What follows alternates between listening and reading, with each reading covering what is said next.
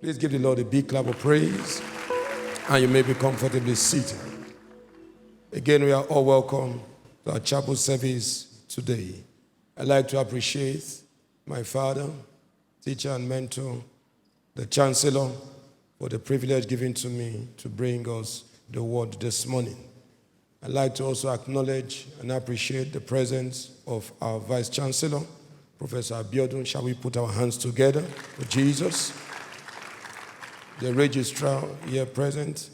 I'd like to also appreciate faculty, our professors, esteemed professors, faculty and staff, members of management, faculty and staff, our postgraduate students, and of course the kings and queen in Hebron. Hallelujah. Praise the Lord. So this morning we are looking at unveiling the biblical laws of success. Unveiling biblical laws of success. Success is never accidental. There are laws that make for success. There are laws that govern success.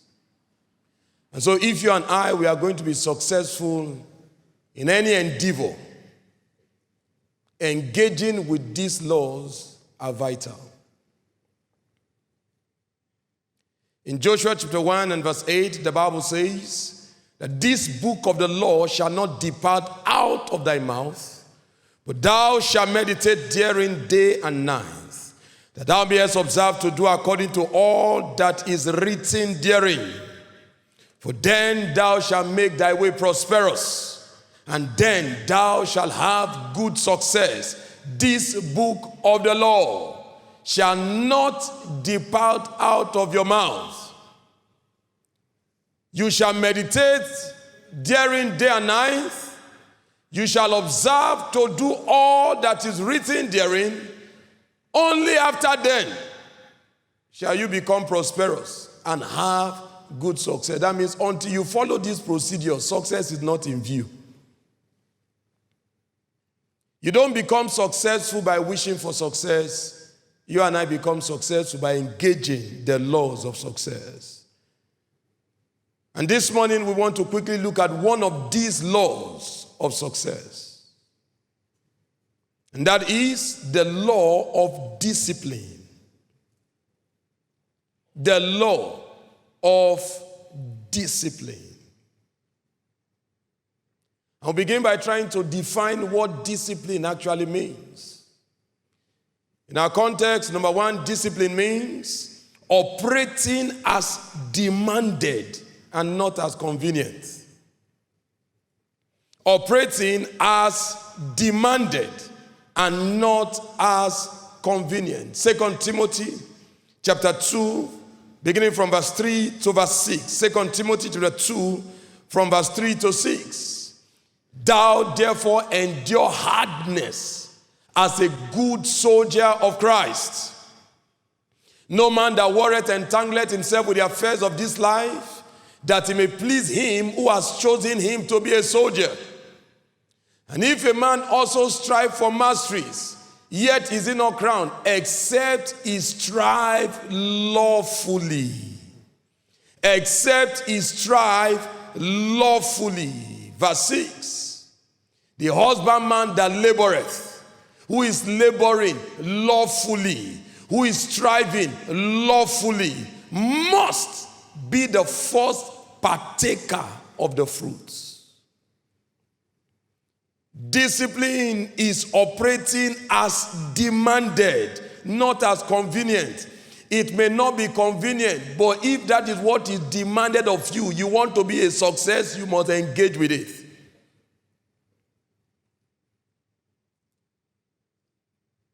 Exams are ongoing.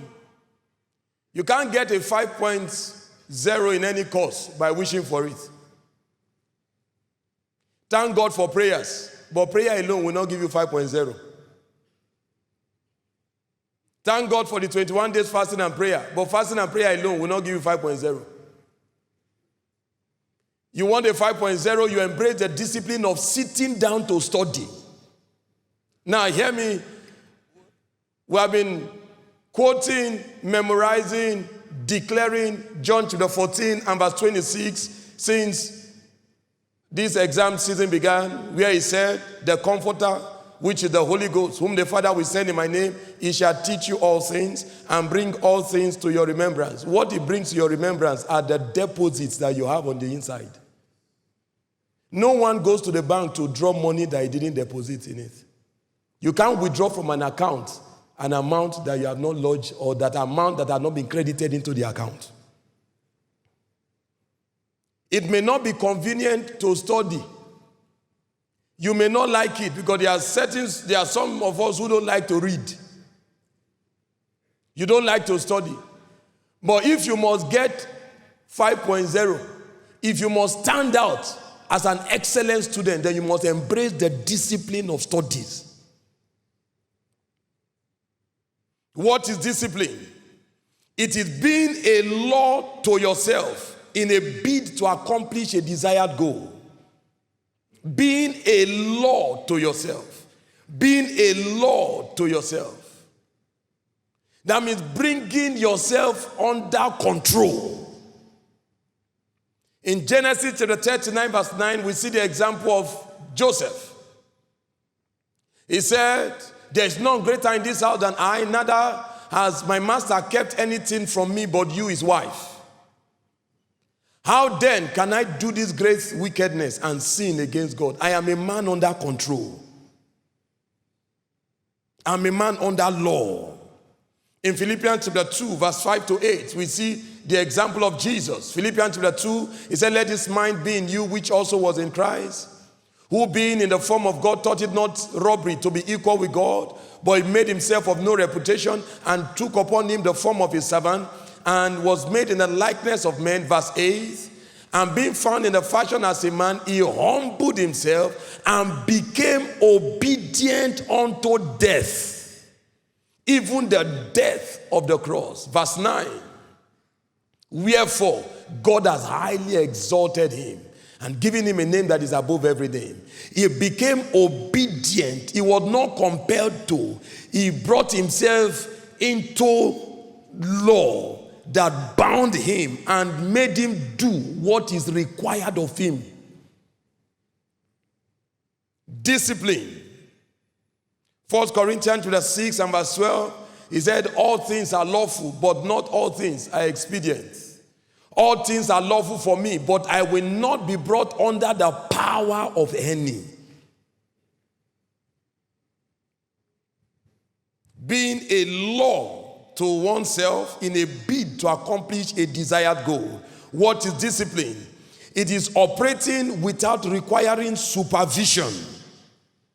It is operating without requiring supervision toward the delivery of a given task. Operating without requiring supervision toward the delivery of a given task. In 1 Samuel chapter 16, from verse 1 to 12, we see the example of David. 1 Samuel chapter 12, from chapter 16, from verse 1 to 12, we see the example of David. And it tells us of how David behaved himself, how David conducted himself. Now, Samuel had come to anoint a king in the house of Jesse. And they paraded all the sons of Jesse, beginning with Eliab. And then, when the prophet said to Jesse, there is a king in your house, but he's not amongst all of these that you have paraded. Where is that one? We will not sit until he comes. And what was Jesse's reply? He said, he is in the bush tending to the flock. No supervision. The father was not there with him, yet he did the needful. There was no overseer to instruct him, to monitor him, yet he brought himself under law to do that which was needful for him to do part-time.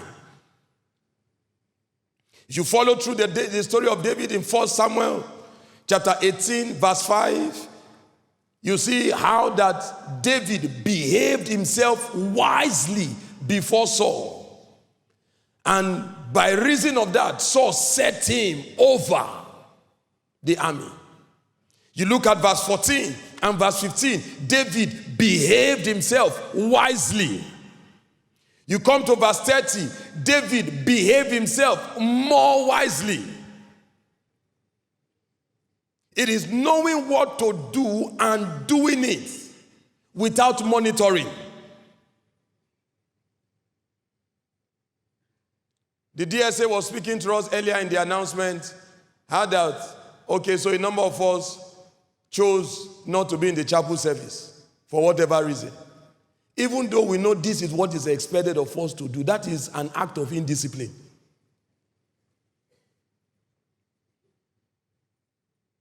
It is knowing what to do and doing it without any monitoring. Philippians chapter 2 and verse 12. Paul was speaking to the Philippian church. In Philippians chapter 2 and verse 12, he said, "Wherefore, my beloved, as you have always obeyed, not as in my presence only, but much more in my absence, work out your salvation with fear and trembling." As young people understand that discipline demands that you grow to that place of maturity where you don't need to be told everything that you need to do.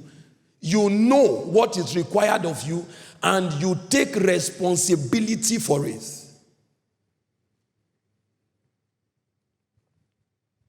What is discipline? It is accepting full responsibility for the outcome of your life.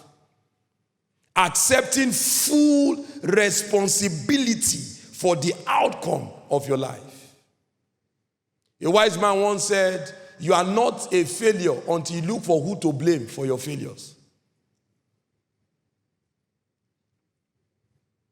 In the words of the Chancellor, he said, every time you point an accusing finger at someone, that is one finger pointing at the one whom you are accusing, the other three pointing back at you, the fifth one, God being the witness. So 75% of anyone's failure is a product of the person's own doing. You can't hold anyone responsible for your failure. You can't hold any system. You can't hold anyone responsible. You are absolutely responsible for the outcome. You and I are responsible for the outcome. And discipline means taking responsibility. Knowing that there are things that are required of me to do, and I must do it in order to succeed. I must do it in order to be the best. Listen to me. If you want to see a change of results, you must change your approach. Until there is a change of approach, there cannot be a change of results. And so you are tired of the results you have. You are not satisfied with the results you have. Then engage a change of approach. You want to stop reproach. You must embrace change. And change demands discipline. Because change doesn't come easy. Change doesn't come cheap. At whatever level you and I will have per time, if we must go higher, there is a demand for a change of approach. And that change of approach requires high-level discipline. High-level discipline. High-level discipline. High-level discipline.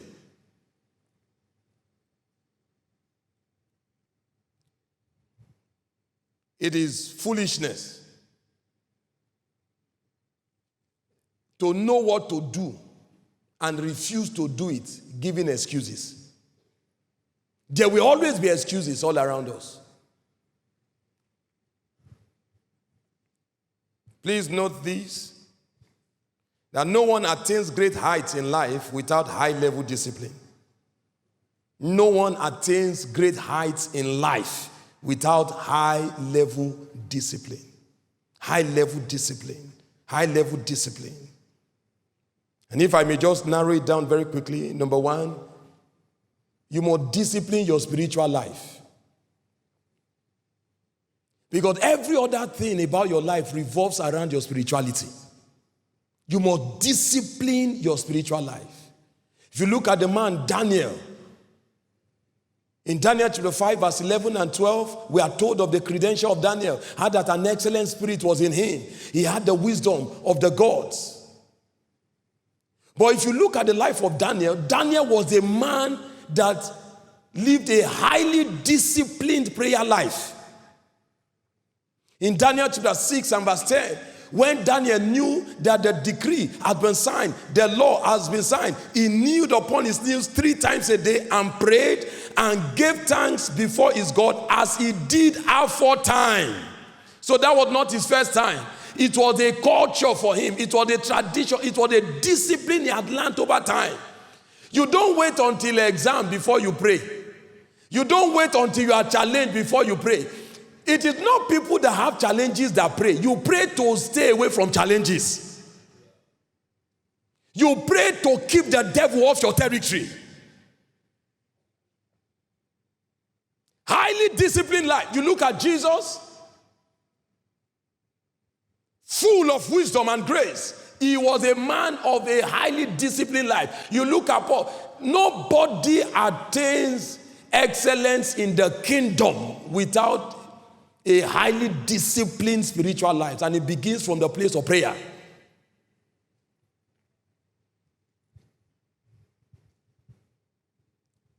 Number 2, in looking at spiritual life, you must embrace high-level discipline in word study and practice.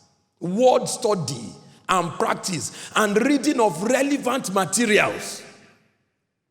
Relevant materials. Not just your Bible, but books of proven authors who have seen light, such that in their light you also access light. In Daniel chapter 9 and verse 2, Daniel said, I, Daniel, understood by books. 1 Timothy chapter 4 verse 11 and verse 13, till I come, give attendance. These things command and teach. What are these things? Verse 12. Let no man despise thy youth, but be thou an example of the believers in word, in conversation, in charity, in spirit, in faith, in purity. Until I come, give attendance to reading. Verse 15. Meditate upon these things, that thy profiting may appear to all. A disciplined study life. Studying your Bible, studying relevant materials. In whatever area of challenge or area of interest, you don't need to be challenged to study. You study to live a better life. God's servant said, the chancellor, I hated poverty. I hated the phrase, as poor as church rats. And so he took an adventure, self-proclaimed fast. No one told him to. Self-proclaimed fast. Went on a 3 days fast, took the book of Kenneth and Gloria Copeland, and boom, by the 3rd day, my son David, even if you don't want to be rich, it's too late. The things that you are challenged with, how much do you know about them? How many books have you read? What do you know? The things that you are interested in health. How much do you know of health? How much do you know that should establish your dominion over sickness and disease? You are challenged in your academics. This course that you claim is difficult, is hard. How much time have you committed to studying? Discipline your appetite.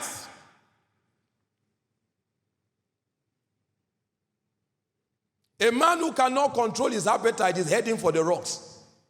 Uncontrolled appetite is what took Adam and Eve out of the garden and destroyed their destinies for life. It is not everything that is pleasant to the eyes that is good for your life. There are things that are pleasant to the eyes but are destructive to life. Discipline your appetite. Daniel proposed in his heart he will not defile himself with the kingsmith. And we all know the end of the story. Discipline your appetite. Uncontrolled appetite will bring about covetousness. It is uncontrolled appetite that makes people steal. You are not satisfied with the device you have. You are eyeing somebody else's device. There is no way the enemy will not tempt you and move you to it.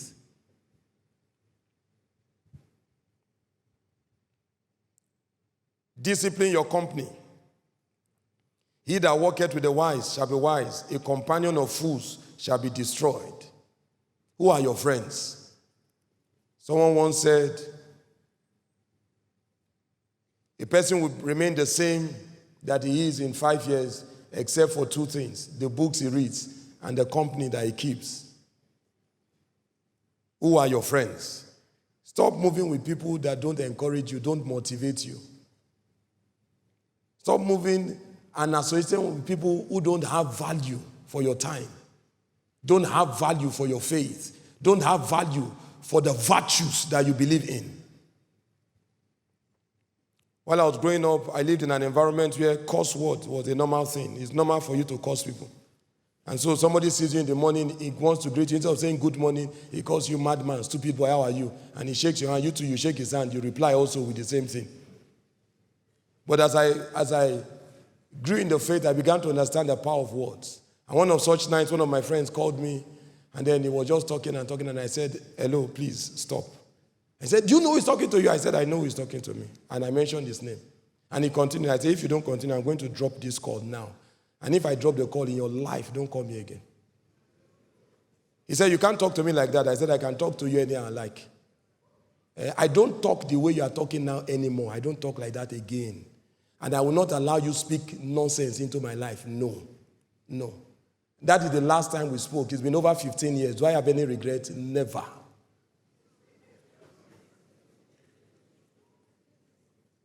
It is foolishness to get into a vehicle with somebody that is not going in your direction. You'll never arrive at your destination. Choose your company. Who are your friends? Rise up on your feet.